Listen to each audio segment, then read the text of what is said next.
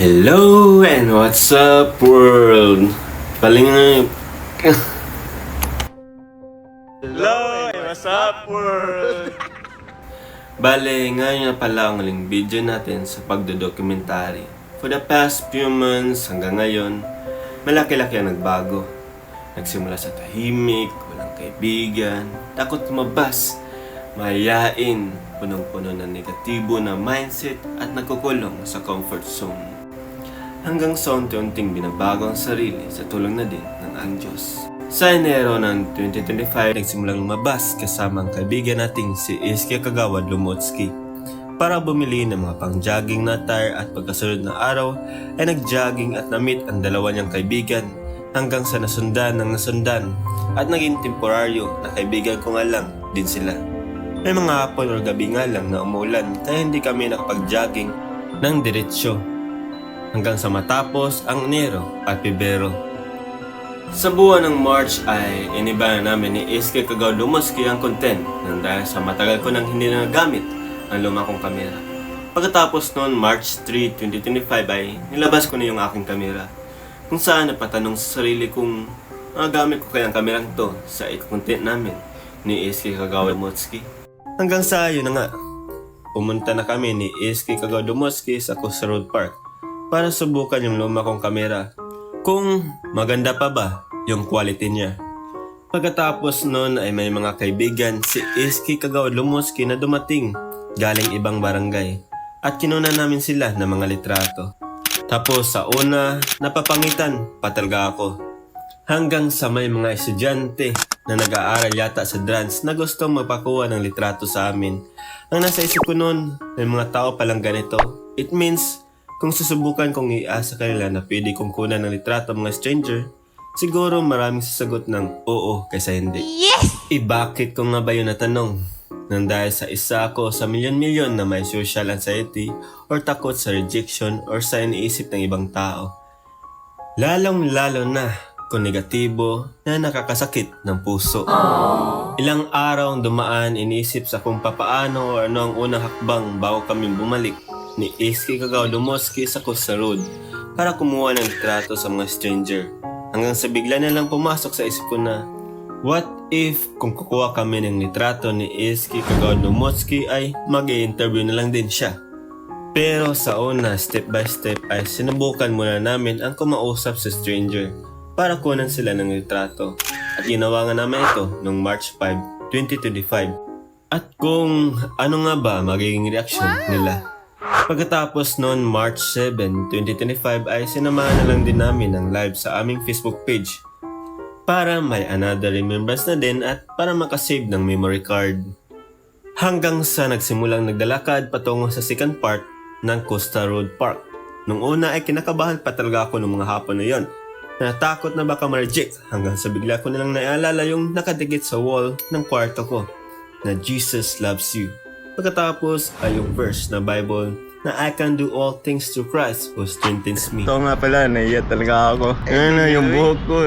Sus! Bali ngayon nga pala is kakausap tayo sa mga tao nandito sa Costa Road. Tapos kung sino yung madadaanan natin, yun ang mga pipicture natin ngayon. Kahit na medyo nakakaya. Kasama nga pala natin si Iski Kagawad Lumotsky.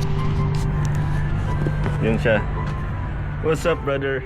At nang dahil sa naiya nga din nun si Iski Kagawad Lumotsky at hindi alam kung anong sasabihin sa kay Kuya Guard na nagbabantay sa park, gusto niyang ako na lang muna ang unang magtanong. Pero syempre, hinanda ko muna yung aking sarili na maging mahinahon para hindi masaktan sa kung ano ang sasabihin ng tao. Gcash? Pena. At yung ibang pang magiging consequences lang na lahat naman tayo nag-field sa una. Kung kaya't walang pagdadalawang isip, nag-G na kagad ako na ako ang unang kumausap. Hindi ko alam kung paano yung sabihin pero dapat handa ako sa lahat ng mangyayari lalo na sa rejection. Let's go! Pagkalabas sa kamera ay nagtanong muna si Iski Kagawad Lumotsky sa akin kung paano magpa-start ng kamera at ilipat sa screen mode ang lahat na makuha sa kamera. Nagpalakad-lakad at sinundan si Kuya Guard at nagsimula sa conversation na, Kuya, pwede po ba namin kayong kunan ng litrato ng kasama ko? First time niya pa kasing kumuha ng litrato. Ang sabi niya naman ay oo. Pero itatago niya daw muna yung kanyang ID. Tapos nun, pinatago muna namin at saka nagsimula ng kumuha ng litrato si Iski Kagawa Lumotski. Napang-wow at napasaya naman namin doon si Kuya Guard Ayos, sir. pati si Iski Kagawa Lumotski ay naging masaya din naman sa unang experience. Pagkatapos kay Kuya Guard ay pina-challenge ako ni Iski Kagawa Lumotski na picturean yung nasa harapan namin. Ang sabi ko, ikaw naman ang kumausap, ikaw naman ang kukuha ng litrato eh. Bali, ang sunod na po din na... Bali, ang susunod na din pala na pipicture ni Iski Kagawa Lumotski. Tapos ako na naman magtatanong. Grabe, sobrang hiya talaga. Nang dahil sa niya pa nga din si Iski Kagawa Lumotski nung hapon na yun ay sinabi ko nilang na sige, ako na naman palagi. Share ko lang din kasi sa inyo na bago kami nagsimula ay nagsabi na si Iski Kagawa Lumotski na nahiya siya kapag nakita niya na yung kasama niya ay mayain din. Kung kaya sa video niyan ay pinakita ko sa kanya kung ano ang pakiramdam kapag may kasama kang Diyos sa buhay mo, na yung negative na mindset ay maaaring mong baguhin into positive way. Yun bang yung kailangan mong bumalik sa pagkabibong bata tapos wala kang pakialam sa kung ano yung sasabihin ng ibang tao sa inyo? O yung magpakabaliw-baliwan ka minsan. Nang nakapunta na kami sa may tinatambayan malapit sa dagat kung saan sinundan namin yung nasa aming harapan ay may mga bata na gusto magpakuha ng litrato sa amin. Kung kaya't pinicturean sila ni Iski Kagawa Lumotski. Mapagrupo man or isa, dalawa, tatlo. At pinakita sa kanila yung kanilang mga litrato. At tinanong ni Iski Kagawa Lumotski kung gusto ba nilang malaman yung Facebook page namin para makita lang din nila yung kanilang litrato. Picture lang, picture. Picture siya yung picture. P-I-C-K tapos S-U-R-E. Dito niyo makita ang picture ninyo. Picture, P-I-C-K. Pic lang, pic ba? Picture na page. Sure. Pagkatapos ay ako naman ang kukuha ng litrato at pinuntahan yung dalawang magkasing irog. At sinabing, hello po, pwede ko po ba kayong kuha ng litrato? At nung gumalaw ang ulo ni kuya ay pinicturean ko na sila ng mga 2 o 3 beses yata tapos pinakita sa kanila yung nakuha kong litrato sa kanila. Masaya naman sila at nagpasalamat din sa uli. Bumalik muna sa inupuan ni Iski Kagawa Lumotski. Dahil gusto ko siya naman ang kumausap para yung hiya niya ay hindi niya ma-apply sa susunod na kukuha kami ng litrato. Lang na sa susunod na mga araw ay mag-i-interview na siya na isa sa mga content na gusto niyang gawin. Kujud? Ikaw na po. Sabay ta. Pangarap niya kasing maging vlogger. Kaya ng mga hapon na yan, hindi niya alam na tinuturuan ko na pala siya kung paano ang negative mindset can convert into positive. Tapos nun, sinabi ko sa kanya na isa-isahin natin silang lahat pre. Kaya, hindi siya sumagot at nagpo-focus sa kamera. Halatang natatakot din siya na magkamali nang nakita niya na yung 2 babae na nakaupo kung saan nasa harapan namin sa paglalakad pagkatapos kunan ng litrato si Kuya Guard ay humingi ng advice si Iski Kagawa Lumotski sa akin kung ano ang unang sasabihin.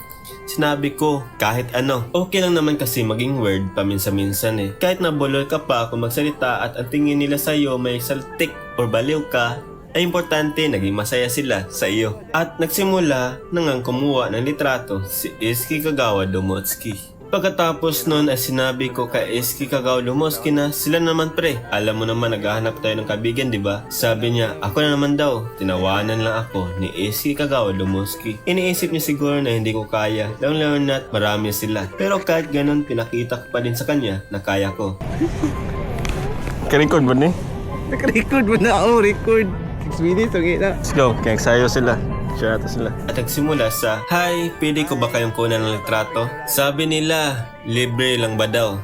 Siyempre, sinabi ko sa kanila na, oo naman, isa-isahin ko kayong kunan ng litrato. At isa-isa ko na nga silang kunan ng litrato. Kahit na mapagrupo man. At nagtanong yung isa sa kanila na, ano ba daw yung Facebook page namin? Sinabi ko, picture lang, picture.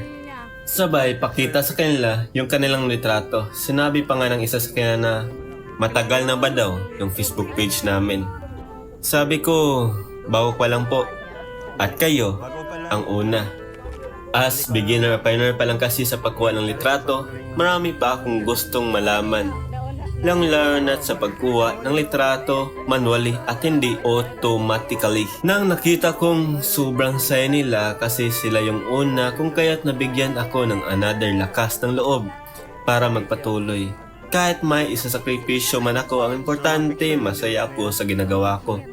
Sabi pa nga ng isa sa kanila na lahat daw sila ay magpo-follow sa Facebook page namin. Salamat ya. Salamat ya. God bless kayo, God bless. Kung kaya, masaya talaga ako noong mga hapon na yon.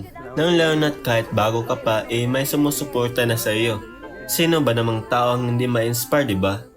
Tapos, hiningin lang din nung pinicturean ni Iski Kagawadomoski yung Facebook page namin. Sabi ng isa, ang swerte niya daw dahil isa siya sa mga nauna sa Bali mapupus. kanina nga, kahit medyo pangit ang buhok ko at saka yung mukha ko, pakiramdam ko para akong pangit. Pero kahit ganun, tataka na lang ako bigla kung bakit nakaya ko yun. Grabe. Yun ang kakaiba experience na naramdaman ko sa tanang buhay ko.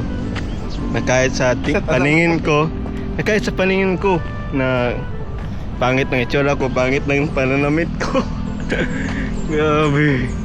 Dapat pala maging friendly ka lang pala, tapos huwag mong itago yung smiley face mo. Yung ganun. Di ba tama ako, Iski Kagawadlumot? Yep. Pero kung wala siguro si Iski Kagawadlumot sir dito, baka hindi ko kakayanin.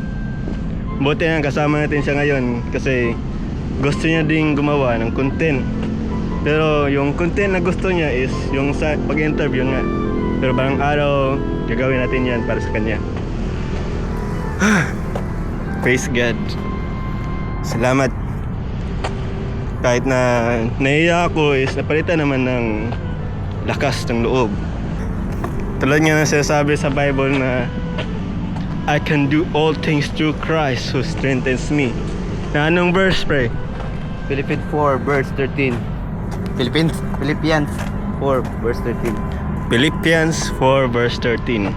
Na you can do all things through Christ who strengthens you. At nagpatuloy na naman kami na nagpatuloy. Bakas na sa mukha ni Iski Kagawadomoski na nawala na yung kaba at takot niya. Nang dahil na din siguro sa nakaya ko. Totoo nga ang kasabihan na mahahawa ka talaga kapag kasama mo ay kayang gawin ang negative into positive. Kung kaya, pina-challenge ko naman siya na picturean yung mga stranger na nasa play park. At iniisa-isa na nga din ni Iski Kagawadomoski yung mga stranger hanggang naabutan kami hanggang gabi. March 7, 2025. Sa part na ito, nagsimula na kami mag-live sa Facebook page namin. Pero bago kami mag-live sa mahabang tulay ng park ay pinicturean ko muna ng mga estudyanteng nagpa-practice sumayaw. Pagkatapos nun may lumapit at hiningi yung Facebook page namin. Hawak-hawak ang kamera ni Iski Kagawadomoski ay nagsimula na siyang mag-live sa park ng mga bata. Nang may nakita kami mga estudyante sa malihuan, ay pinuntahan naman namin sila kagad at sinabi kong, pwede ko ba kayong kunan ng litrato isa-isa? Ang sabi naman ng isa, bakit daw? Sabi ko pabalik na para sa aming Facebook page. At saka live nga pala tayo ngayon sa Betawa. Kailangan ko kasing tumawa para yung hiya ko mapalitan ng positive na aura, tapos inulit ko kung pwede ba. Sabi nila pwede naman daw, kaya pinicturean ko sila isa-isa. At hiningi na lang din ng isa sa kanila yung Facebook page namin.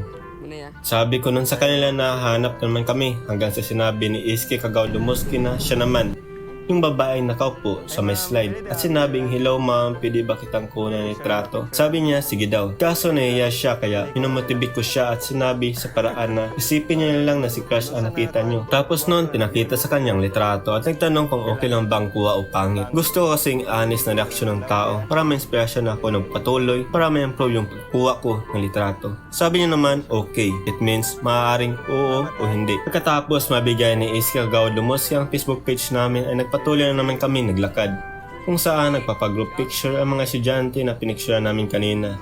Then sa may entrance banda ay may tumawag sa amin na nag-aaral sa Mabini National High School, kung saan ako nag-aaral dati. Kung kaya pinunta namin sila ni Iski Kagawadomoski para kunan sila ng litrato isa-isa at magkagrupo. At tinanong sila ulit na nag-aaral pala kayo sa Mabini.